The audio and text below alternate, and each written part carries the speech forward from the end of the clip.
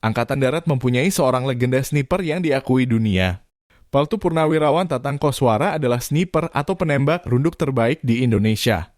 Tatang masuk daftar 14 sniper di dunia. Dalam operasi militer Timur Timur yang kini bernama Timor Leste, Tatang yang saat itu memiliki sandi siluman 3 berhasil menembak musuh sebanyak 41 orang musuh. Senjata andalannya Winchester M70.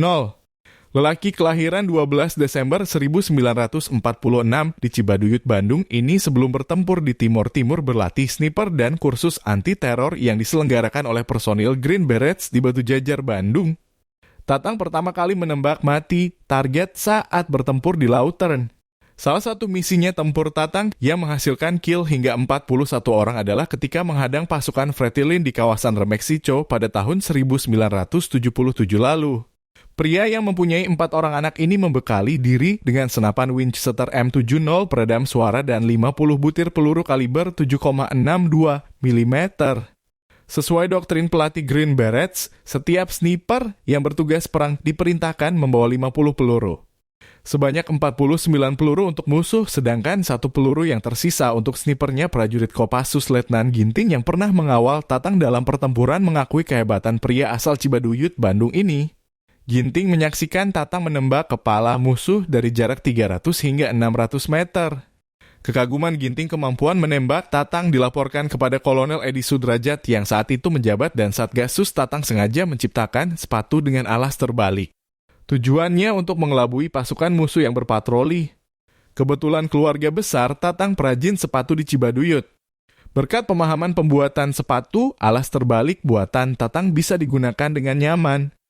Alas terbalik terbukti efektif. Pernah saya dikejar-kejar 5 personil pasukan musuh tapi mereka berhasil saya kecoh.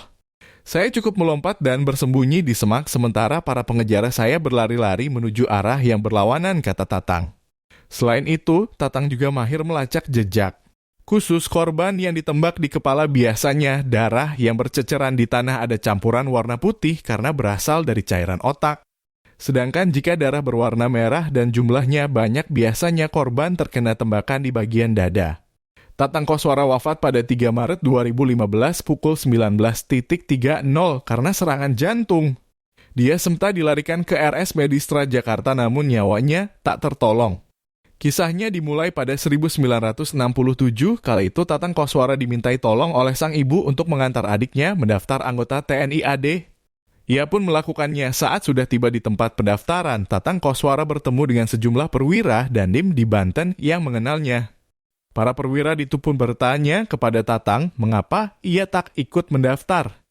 Adapun Tatang Koswara kala itu sempat bingung. Pada keesokan harinya, Tatang pun menyiapkan semua persyaratan dan kemudian mendaftar sebagai calon anggota TNI melalui jalur Tamtama. Seperti sesuai dugaan, Tatang Koswara pun akhirnya diterima apesnya. Sang adik justru tak lulus dan harus mencoba tahun berikutnya untuk bergabung ke TNI Angkatan Darat.